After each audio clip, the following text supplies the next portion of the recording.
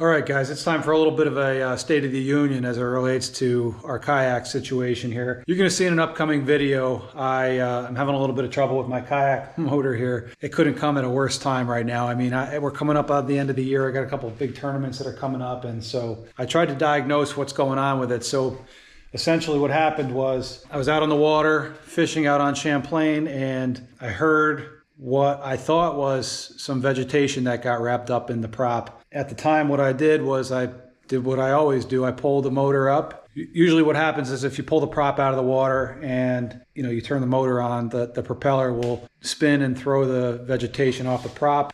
You're back to motoring along without having any issues or anything on your prop. Well, this time when I pulled the motor up, there was nothing on there. And I dropped it back down and I tried to re-engage the controller. And when I did, I started getting an error. The motor was making a funny noise. Like I said, it sounded just like some vegetation wrapped up in the propeller. So, when I got home and I took a look at this thing, I started trying to break it down and figure out what the issue was with this thing. I did take the prop off, and there is no fishing line. There's nothing wrapped up behind the prop. Everything looks the way that it should. So I'm going to show you what's going on with this thing and what I think is happening. So let's take a look at this. So here's the motor. It obviously, the propeller spins freely. There's no obstructions or anything like that. So this here is a battery box that I put together when I built this system. It's basically a 24 volt Newport lithium battery that has a breaker. I think it's a 60 amp breaker on the top. It's got a shunt where I can monitor the battery levels via Bluetooth and stuff like that. So basically, to start this thing up, this just gets plugged into here, and that'll turn on the motor. So now you can see when I plug that in, the display on the controller starts to blink like that, which is very typical. It's what it always does. All right, so this is my kill switch magnet. So if I put that on here, you'll see that it shows 26 volts. This is the percentage, and this is the watts that the motor is pulling. So I can already tell when I'm looking at this, usually right here where you see the letter D, it's usually Li, which is for the lithium battery. So if I press that, it usually just defaults to that. I don't know why it's not doing that, but now it's on lithium. If I press this button to turn it on, it starts to blink fast like this, which is not something that it's ever done before. So down here on the bottom, I was getting a couple different errors. I was getting an E1, an E4, an E5, and an E6, and it would seemingly throw those errors at different times. It was completely random. If I move the lever on the controller forward, you can see it just continues to blink like that, and right now it's telling us that the throttle is at 100% and it's putting out 12 watts thing. So obviously we're having a big issue. It's not throwing any errors right now, but it's just not working at all. So what I did was I contacted Newport if they could help me troubleshoot this thing. Originally, the person that I spoke with on the phone, he suggested trying to replace the controller. I was trying to figure out if there was a way for me to pinpoint whether it's a problem with the controller or if it's a problem with the motor. The guy that I spoke with was very helpful.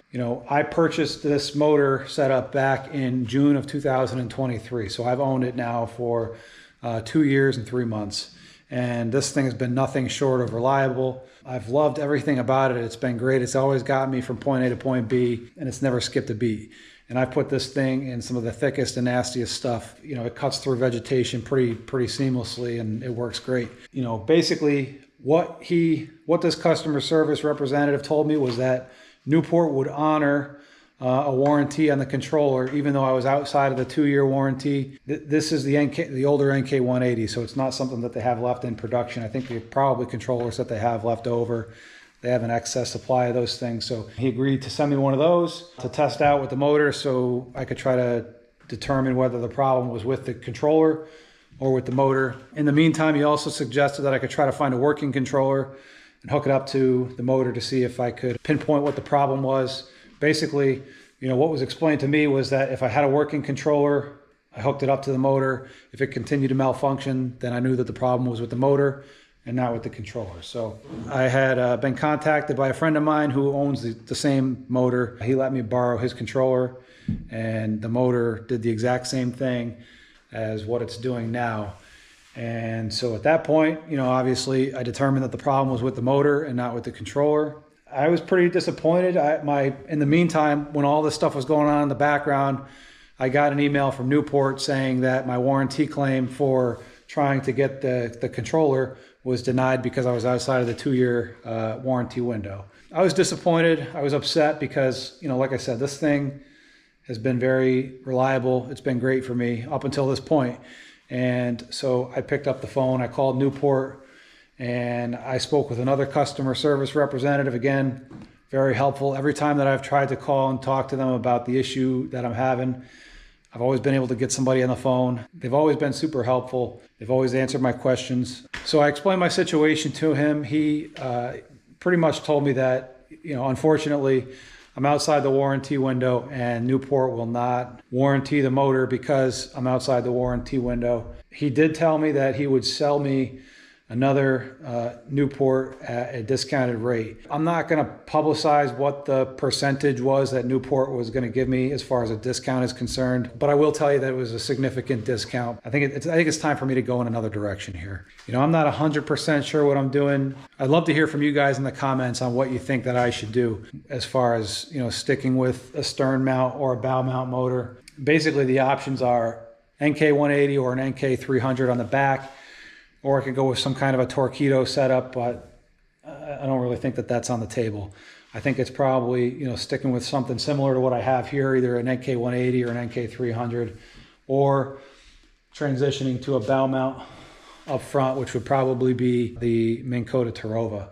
The other option is, you know, the Garmin stern mount motor, but you know, I've got a hard time trying to justify that in my own mind. If I'm gonna shell out that kind of money for something that's got spot lock, ideally I'd like something that can hold the nose of the boat into the wind, and I don't think that Garmin is going to be capable of doing that. I think that, you know, that'll hold the tail end of the kayak into the wind. I've watched some of the videos and stuff on the spot lock for that Garmin motor, and it just seems unimpressive. But let me know what you guys think. What would you do? What direction would you take this boat in? I think that if I go with the bow mount, I'm probably looking at, you know, switching to a different kayak in the future, whether it be another native kayak that, you know, is a little longer, that has a different nose than this boat, or maybe a new canoe or a Hobie or something. I really don't know what direction that I'm going to go in. So like I said, I'm open to suggestions.